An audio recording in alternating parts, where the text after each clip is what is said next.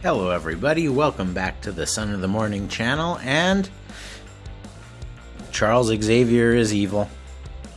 Most of the X-Men are evil. Most of the mutants are evil, but not all of them. Not all of them. I know if you have been watching my videos, I've been talking about this a whole lot, how I think that the mutants in the current X-Men series are kind of acting more like bad guys than they are good guys. The Fantastic Four, X-Men Fantastic Four series is a good example of that. Check out my videos on number 1 and 2 on that. Will help explain a little more of what I'm thinking there. Now, what we have here is Jonathan Hickman's X-Men 7, and let's get into it.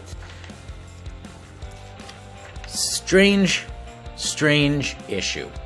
But I like it. And if you watched my thoughts on the Hickman's X-Men up until now that I put out late last night, I mentioned that I thought that it was a really good way to look at this would be that these are individual stories. They have individual characters introduced at the beginning of each story.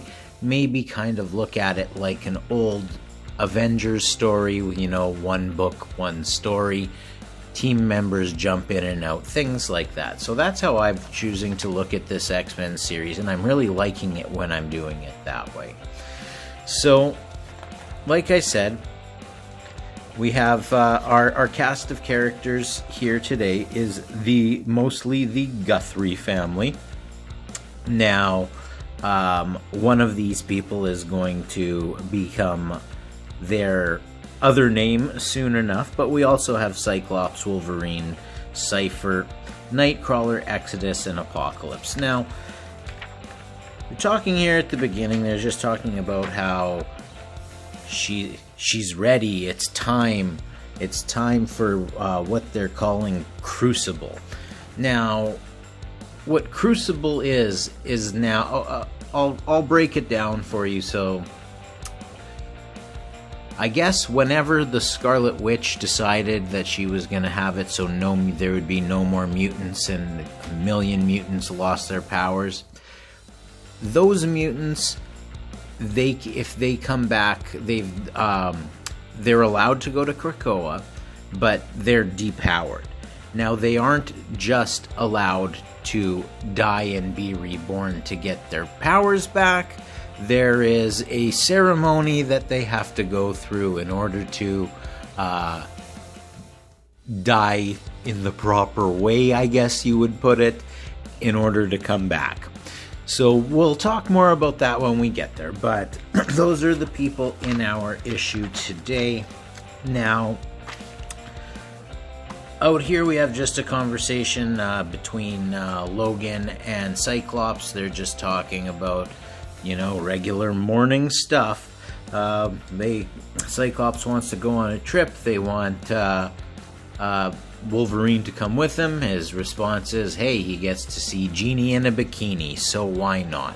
They also start talking about this idea of Crucible. Logan is very much against it.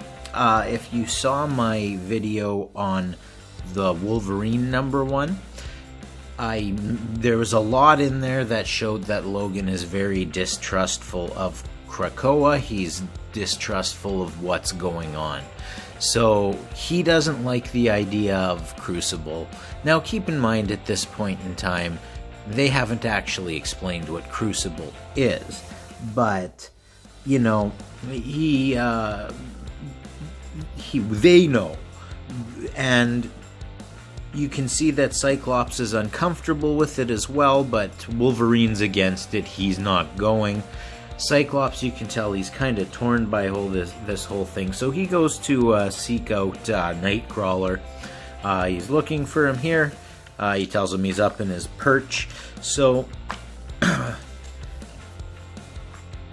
same thing up here. Now we have an interesting little interplay between Kurt and Cyclops, where they're looking at this building here, and it says nobody knows who built it. It can't be open, but they know that it's hollow. Wolverine's tried to slash through it, and as fast as he does, it just heals itself back up.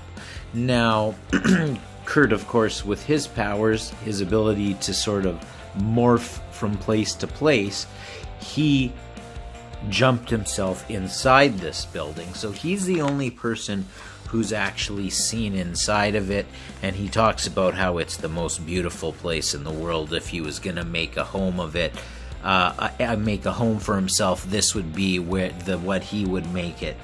And what we get from this point on with the conversation with these two is you very much can see that Nightcrawler, it doesn't like the idea of Crucible. They're viewing it as a very cruel thing.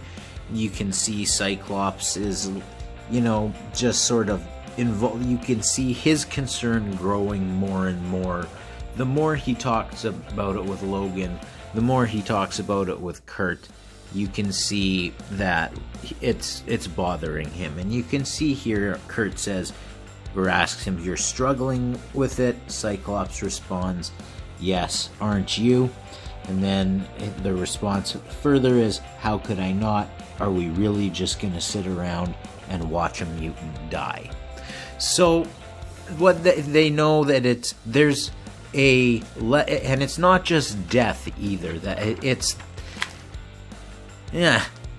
Here's the beginning of the Crucible story. So they're talking to the young children about, I guess, the importance of Crucible and why it's necessary. They talk about Scarlet Witch. They all nobody wants to. Don't say that name. Don't say that name. She's the horrible one. She ruined this, ruined that. They explain to the young mutants that in order for Crucible to work, what do you need to do? And they respond that you have to die. So next coming up is going to be the Crucible, or Crucible as they say. Now, here we are, and we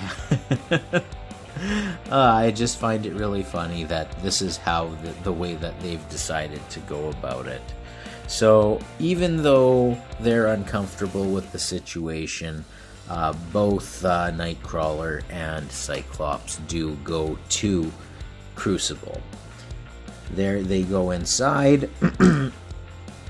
Everyone has a seat, and then I just want to read this to you here because I find it to be an interesting section. For me, these acts have an external and eternal cost, and to leave the Buddhism behind and return to the bosom of Christ's church, why they are sins. Of course, my perspective, impassioned as it was, lacked pragmatic strength of some arguments. After all, if 1 million depowered mutants decided to kill themselves tomorrow so they could be reborn in mutant glory, well, that represents a very real and pragmatic problem for the Five. Love this statement by Nightcrawler, and this is why I'm saying I think that the mutants, a lot of them, I think they're the bad guys. I'm going to say right now that Nightcrawler and Cyclops and Logan, they're not bad guys.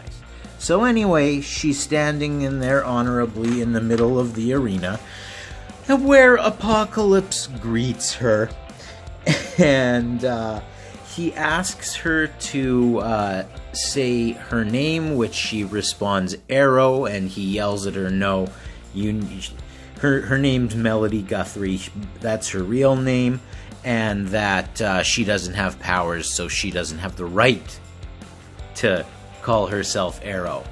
And just in case anyone had any doubt as to what Crucible meant, What Crucible is if you are a mutant who was depowered, if you would like to die and come back with your powers restored, you must fight and be defeated by Apocalypse in the arena. That's right, folks.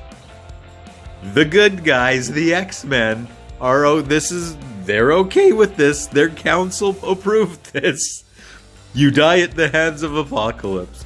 So, the next couple pages is just sort of, her fighting Apocalypse, which is hilarious because she doesn't have any powers. But, Kurt and Cyclops are just like, they can't even believe their eyes almost. So anyway, Cyclops beats the crap out of her for a good while. And then, there's nothing serious happening here. Eventually she's lying down. Cyclops says, you're gonna let yourself be killed? Lie there on the ground? No, you get up and die with the pride. So she gets up for one final attack at Apocalypse, and he murders her, and then the next scene is where she's being reborn, and they say, okay, now show your powers. Arrow shows her powers, and that's the end of that story. So, really liked issue number 7.